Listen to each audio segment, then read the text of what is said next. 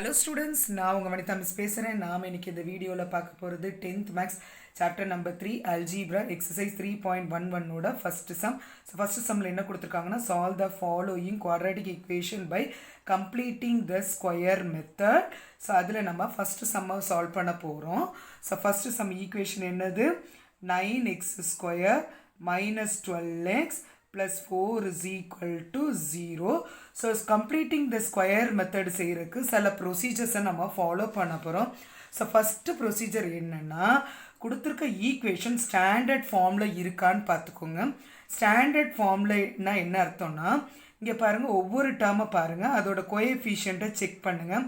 இங்கே 9 இருக்குது, -12 இருக்குது, 4 இருக்குது, அதே போல் ஈக்குவேட் டு 0 இருக்குது. அதாவது கோஎஃபிஷியன்ட்லாம் இன்டீஜராக இருக்குது.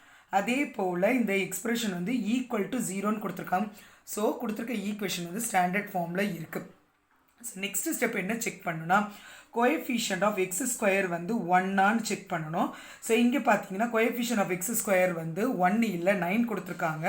ஸோ கோஎஃபிஷியன்ட் ஆஃப் x² வந்து நம்ம இப்போ 1ன்னு மாற்றணும். ஸோ மாற்றுறதுக்கு என்ன பண்ணணும்னா, இங்கே என்ன கோஎஃபிஷியன்ட் ஆஃப் x² கொடுத்துருக்காங்களோ அதால் அந்த என்டையர் ஈக்குவேஷனை டிவைட் பண்ணுங்கள். ஸோ என்டையர் ஈக்குவேஷனை டிவைட் பண்ணணுன்னா என்ன அர்த்தம்னா, so 9x² minus 12x plus 4 is equal to 0. So coefficient of x² வந்து 9 இருக்குது. ஸோ 1ன்னு மாற்றணும். அதனால் நம்ம வந்து இந்த ஈக்குவேஷனை வந்து 9ஆல் டிவைட் பண்ணணும். டிவைட் பண்ணும்போது லெஃப்ட் சைடையும் ரைட் சைடையும் 9ஆல் நம்ம டிவைட் பண்ணிக்கோங்க. ஸோ அப்படி டிவைட் பண்ணிக்கிட்டேன்னா ஆட்டோமேட்டிக்காக கோஎஃபிஷியன்ட் ஆஃப் x² வந்து 1 ஆகிடும். எப்படின்னா, ஸோ இங்கே பார்த்தீங்கன்னா இந்த 3 டேர்முக்கும் காமன் டினாமினேட்டர். ஸோ இப்போ நம்ம இந்த மாதிரி பிரித்து எழுதிக்கலாம்.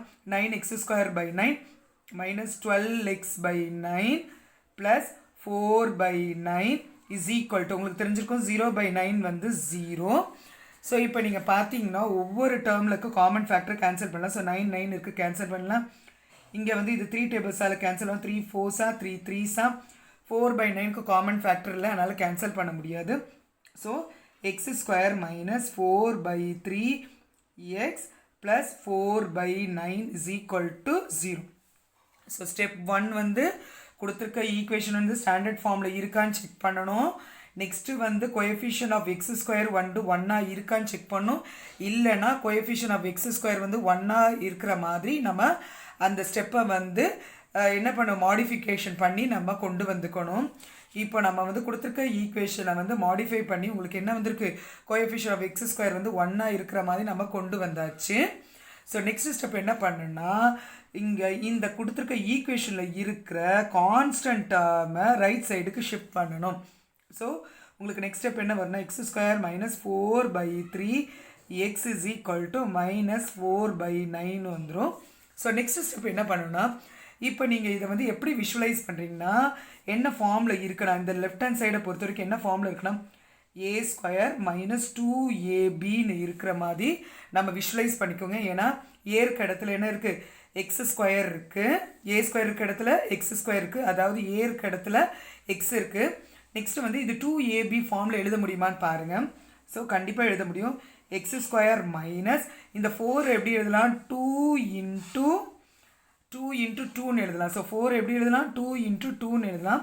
ஸோ அதனால் 2 into ஏவோட வேல்யூ என்னென்னு எடுத்துருக்கோம், நம்ம இங்கே எக்ஸ்ன்னு எடுத்துருக்கோம், x into 2 by 3. இப்போ ஆன் த ஹோலாக இப்போ நீங்கள் மல்டிப்ளை பண்ணி பார்த்தா இந்த டேர்ம் வந்துடும். 2 into 2 வந்து 4, x இருக்குது, 3 இருக்குது. ஸோ நான் இப்போ இந்த கொடுத்துருக்க டேர்மை எப்படி நான் பிரித்து எழுதியிருக்கேன், 2 times ab where a is equal to x and then b is equal to 2 by 3. So இப்போ பார்த்தீங்கன்னா இது a² minus 2a, இதுதான் உங்களோட b வேல்யூ, இதுதான் உங்களோட b வேல்யூ. சைடில் எழுதியிருக்கேன், b is equal to 2 by 3 is equal to minus 4 by 9 minus 4 by 9. So கொடுத்துருக்க ஸ்டெப்பை நம்ம எப்படி எழுதிக்கோம், பிரித்து a² minus 2abன்னு எழுதியிருக்கோம். ஸோ இப்போ இந்த சைடை ஒரு கம்ப்ளீட் ஸ்கொயர் ஆகிறதுக்கு என்ன மிஸ் ஆகுது, a² minus 2ab இருக்குது. ஸோ ஒரு கம்ப்ளீட் ஸ்கொயர் ஆகிறதுக்கு என்ன மிஸ் ஆகுது, b² மிஸ் ஆகுது.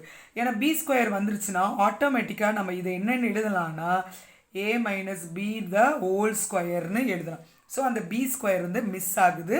ஸோ நம்ம இங்கே கண்டுபிடிச்சோம், bன்றது வந்து 2 by 3. ஸோ b² தான் நம்ம ஆட் பண்ணணும். ஸோ பி ஸ்கொயர்னால் என்னது 2/3 the whole square, 2/3 the whole square. So இது ஈக்குவேஷனாக இருக்கிறனால எந்த டேர்மை நீங்கள் ஆட் பண்ணிங்களா லெஃப்ட் சைடில், ரைட் சைட்லையும் அதே டேர்ம் தான் ஆட் பண்ணும். So X square minus 2 into X into 2/3 plus 2/3 the whole square is equal to minus 4/9 plus 4/9. So இங்கே பார்த்தீங்களா இப்போ லெஃப்ட் சைடில் எப்படி இருக்குன்னா ஏ ஸ்கொயர். ஸோ எந்த ஃபார்மேட்டில் இருக்குது, a square minus 2ab plus b ஸ்கொயர்ன்ற ஃபார்மேட்டில் இருக்குது.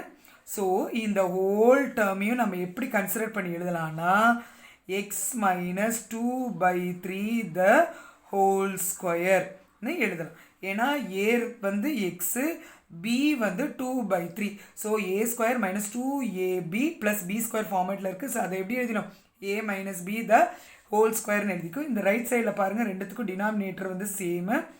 ஸோ 9 எழுதிக்கோங்க. ஸோ நியூமரேட்டர் வந்து -4 + 4. ஸோ உங்களுக்கு என்ன வரும், 0/9 வந்துடும். ஸோ 0/9ஓட வேல்யூ வந்து 0.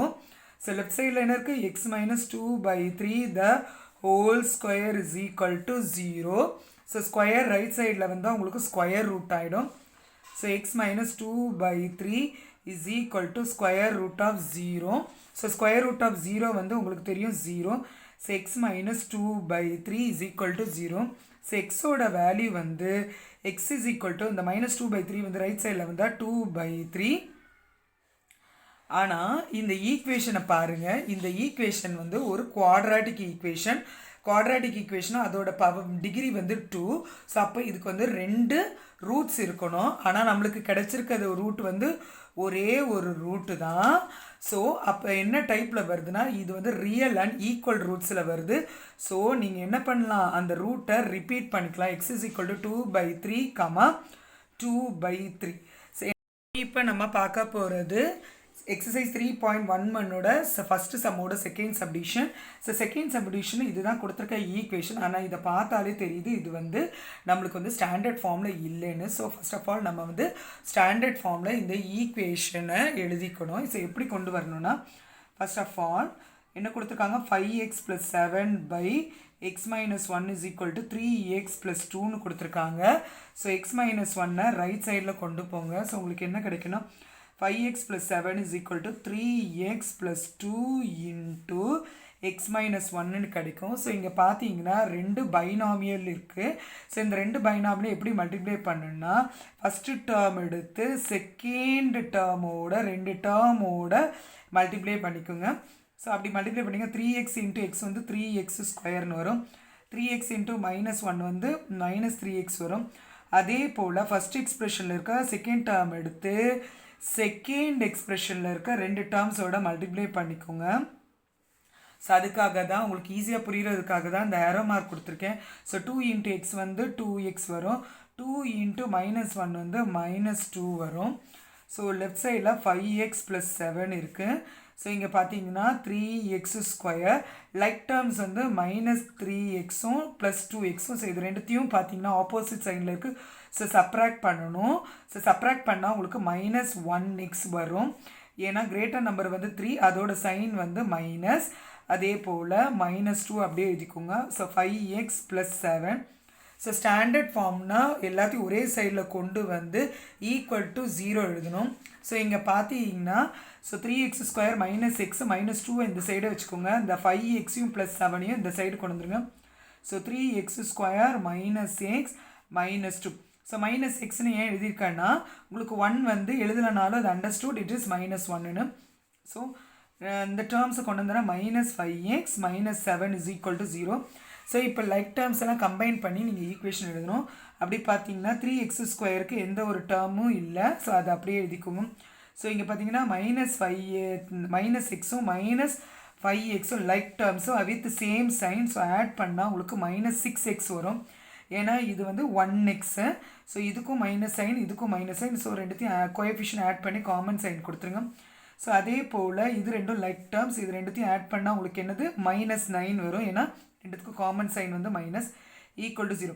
ஸோ இந்த ஈக்குவேஷனை பார்த்தீங்கன்னா எல்லா டேர்ம்லேயுமே 3 வந்து காமன். ஸோ டிவைடட் பை 3 பண்ணிக்கோங்க. ஸோ உங்களுக்கு என்ன வரும்? X square minus 2x minus 3 is equal to 0. So நம்ம கொடுத்துருக்க ஈக்குவேஷனை சிம்பிளிஃபை பண்ணி ஸ்டாண்டர்ட் ஃபார்மில் கொண்டு வந்தாச்சு. So first of all standard ஃபார்மில் இருக்குன்னு நம்ம சொல்லிட்டோம். ஸோ நெக்ஸ்ட் வந்து கோஎஃபிஷியன்ட் ஆஃப் எக்ஸ் ஸ்கொயர் வந்து 1 செக் பண்ணுங்கள். ஆமாம், கோஎஃபிஷியன்ட் ஆஃப் எக்ஸ் ஸ்கொயர் வந்து 1. ஸோ நம்ம வந்து ப்ரொசீட் பண்ணலாம். நெக்ஸ்ட்டு தேர்ட் ஸ்டெப் என்ன சொன்னேன்? கான்ஸ்டன்ட் டேர்மை ரைட் சைடில் கொண்டு வந்துடும். So X square minus 2x வந்து லெஃப்ட் சைடில் இருக்கும், கான்ஸ்டன்ட் டேர்மில் ரைட் சைடில் கொண்டு வந்துட்டோம். ஸோ இப்போ பார்த்தீங்கன்னா இது வந்து ஏ ஸ்கொயர் மைனஸ் 2ab ஃபார்மில் இருக்குது. ஸோ ஏவோட வேல்யூ வந்து இதுலேருந்து என்னன்னு தெரியுது உங்களுக்கு? எக்ஸ்ன்னு தெரியுது. ஸோ இந்த டேர்மை நான் வந்து இப்படி பிரித்து எழுத போகிறேன். X square minus 2 into X into 1. ஏன்னா 2 எப்படி எழுதலாம்? 2 இன்ட்டு 1ன்னு எழுதலாம். ஸோ 2 இன்ட்டு ஆல்ரெடி நம்ம ஏ வேல்யூ என்னென்னு எடுத்துருக்கோம்? எக்ஸ்ன்னு எடுத்துருக்கோம். So 2 into A into 1. So இங்கே வந்து அதுலேருந்து என்ன தெரியுது நம்மளுக்கு? நம்ம இதுலேருந்து என்ன தெரியுது? பியோட வேல்யூ வந்து 1. பியோட வேல்யூ வந்து 1. So is equal to 3. So நம்ம லெஃப்ட் சைடை எப்படி நம்ம விஷுவலைஸ் பண்ணி பார்க்கலான்னா, இது எந்த ஃபார்மில் இருக்குது? ஏ ஸ்கொயர் மைனஸ் 2abன்ற ஃபார்மில் இருக்கிறதா நம்ம விஷுவலைஸ் பண்ணிக்கலாம். ஸோ என்ன டேர்ம் மிஸ் ஆகுது? லெஃப்ட் சைடில் ஏ ஸ்கொயர் மைனஸ் 2ab ஃபார்மில் இருக்குது. ஒரு பி ஸ்கொயர் மிஸ் ஆகுது, ஒரு பி ஸ்கொயர் மிஸ் ஆகுது. ஸோ நம்ம ஏற்கனவே பி வேல்யூ கண்டுபிடிச்சிட்டோம். இப்போ பி ஸ்கொயர்னால் என்னது? 1 ஸ்கொயர். ஸோ 1 ஸ்கொயரில் லெஃப்ட் சைட்லையும் ரைட் சைட்லையும் நம்ம ஆட் பண்ணணும். So X square minus 2 into X into 1 plus 1 square is equal to. So 1 square நீங்கள் வந்து லெஃப்ட் சைடில் ஆட் பண்ணால் அதே 1 ஸ்கொயரில் ரைட் சைட்லையும் ஆட் பண்ணணும். இதுக்கு ஒரு ப்ராக்கெட் போட்டுக்கோங்க. ஸோ உங்களுக்கு வந்து கான்செப்ட் ரொம்ப கிளியராக இருக்கும். ஸோ இப்போ பார்த்தீங்கன்னா லெஃப்ட் சைடு வந்து ஒரு கம்ப்ளீட் ஸ்கொயர் ஆகிடுச்சு. எப்படின்னா என்ன ஃபார்மில் இருக்குது? A square minus 2ab, a square minus 2ab plus b ஸ்கொயர்ன்ற ஃபார்மில் வந்துருச்சு. ஸோ இதை நான் எப்படி எழுதலான்னா a minus b the whole ஸ்கொயர்ன்ற ஃபார்மேட்டில் எழுதணும். ஸோ அது எப்படி எழுதலாம்? x minus 1 the whole square. x minus 1 the whole square is equal to 3 plus 1 square வந்து என்னது? 1. So 3 plus 1 வந்து 4. So x minus 1 the whole square. So x minus 1 is equal to, so square வந்து right sideல வந்து square root ஆயிடும். So plus or minus square root of 4. So last time நான் பண்ணும்போது வெறும் square root of 0 போட்டிருந்தேன். ஏன்னா 0 is neither positive not negative. ஆனால் இங்கே வந்து 4 வந்து அப்படி இல்லை. ஸோ அதனால் நான் ப்ளஸ் ஆர் மைனஸ் போட்டுட்டேன். ஸோ நெக்ஸ்ட்டில் வந்து plus or minus square root of 2 into 2. So ஏன்னா 4 வந்து எப்படி எழுதலாம்? 2 இன்ட்டு 2ன்னு எழுதலாம். ஸோ வெரி நெக்ஸ்ட் ஸ்டெப்பில் ப்ளஸ் ஆர் மைனஸ் 2ன்னு எழுதிக்கலாம். So x minus 1. So 2 can either be 2 plus 2 or minus 2. plus 2 இருக்கலாம், minus 2 இருக்கலாம்.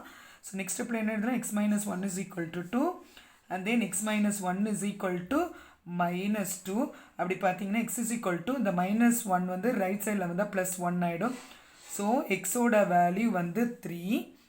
ஸோ நெக்ஸ்ட் இதில் வந்து -2 -1 வந்து ரைட் சைடில் வந்தால் +1.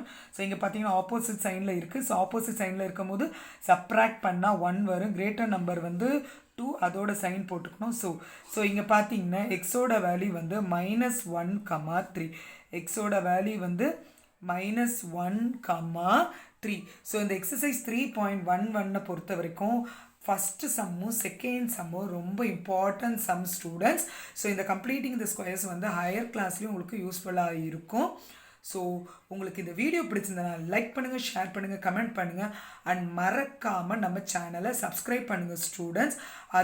சப்ஸ்கிரைப் பண்ணிங்கன்னா உங்களுக்கு உடனுக்குடன் நோட்டிஃபிகேஷனில் நம்ம அப்லோட் பண்ணுற வீடியோஸ் உங்களுக்கு கிடைக்கும். So thank you students.